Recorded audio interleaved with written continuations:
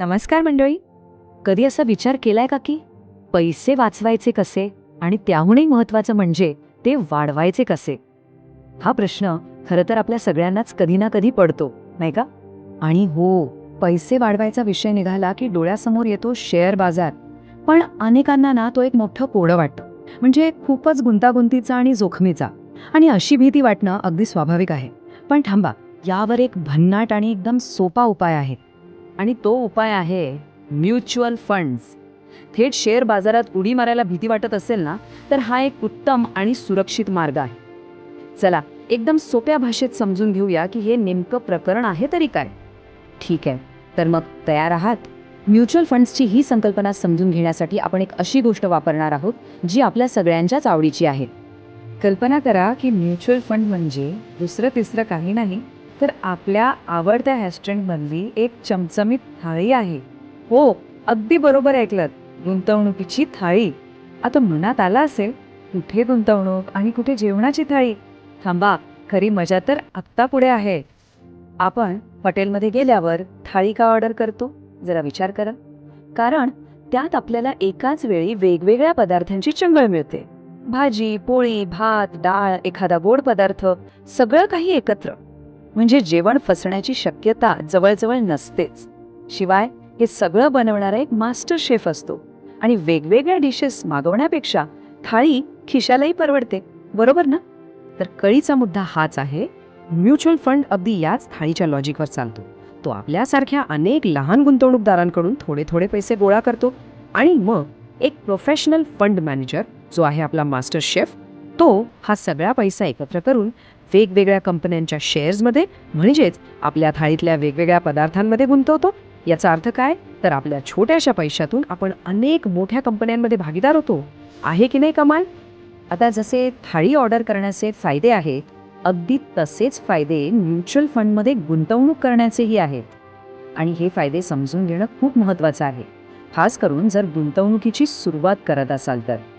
याचे 4 मुख्य फायदे आहेत. पहिलं, व्यावसायिक व्यवस्थापन. म्हणजे आपल्याला डोक्याला ताप नाही. कोणता शेअर घ्यायचा, कधी विकायचा, हे सगळं आपला शेफ म्हणजेच फंड मॅनेजर बघतो. दुसरं, विविधता. आपण ऐकले ना, don't put all your eggs in one basket. अगदी तसंच. आपले पैसे एकाच कंपनीत न गुंतवता अनेक कंपन्यांमध्ये विभागले जातात. त्यामुळे धोका कमी होतो. तिसरं, छोटी गुंतवणूक. अहो, फक्त ₹500 SIP सुरू करता येते. आणि चौथं म्हणजे तरलता.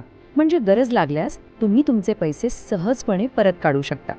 आता बघा, जसं थाळीमध्ये मसालेदार, मध्यम आणि साधी असे प्रकार असतात, तसंच म्युच्युअल फंडमध्ये तुमच्या रिस्क घेण्याच्या क्षमतेनुसार वेगवेगळे प्रकार आहेत. इथे बघा, मुख्य 3 प्रकार आहेत. पहिला आहे इक्विटी फंड. ही झाली आपली झणझणीत मसालेदार थाळी. यात धोका जास्त असतो, पण परतावा मिळण्याची शक्यताही जास्त असते. दुसरा आहे डेट फंड. ही झाली आपली साधी पौष्टिक थाळी. यात धोका कमी असतो आणि परतावाही स्थिर असतो. आणि तिसरा आहे हायब्रिड फंड, म्हणजे दोन्हीचं मिश्रण, आपली मीडियम स्पायसी थाळी, ज्यात धोका आणि परतावा दोन्ही मध्यम असतात. चला, आता सगळ्यात महत्त्वाच्या भागाकडे वळूया. सुरुवात करायची कशी? विश्वास ठेवा, हे अजिबात रॉकेट सायन्स नाहीये. खूप सोपं आहे. फक्त या 4 सोप्या पायऱ्या फॉलो करायच्या आहेत. पहिलं, आपलं KYC पूर्ण करा. यासाठी फक्त पॅन आणि आधार कार्ड लागेल. दुसरं, आपलं आर्थिक ध्येय काय आहे आणि आपण किती जोखीम घेऊ शकतो हे ठरवा. तिसरं, आपल्या ध्येयानुसार योग्य फंड निवडा. आणि चौथं, महिन्याला एका ठराविक रकमेची SIP सुरू करा. झालं, बस इतकंच सोपं आहे. तर मग आता तुम्हीच ठरवा, तुमची पहिली गुंतवणुकीची थाळी कोणती असणार? कमी मसालेदार आणि सुरक्षित म्हणजे डेट फंड, की मग झणझणीत आणि जास्त परतावा देणारी म्हणजे इक्विटी फंड? यावर विचार नक्की करा. मला खात्री आहे की म्युच्युअल फंडची ही सोपी संकल्पना तुम्हाला आवडली असेल.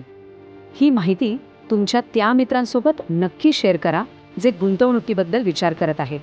आणि हो, अशाच सोप्या भाषेत फायनान्स समजून घेण्यासाठी चॅनलला सबस्क्राईब करायला विसरू नका. भेटूया पुढच्या वेळी.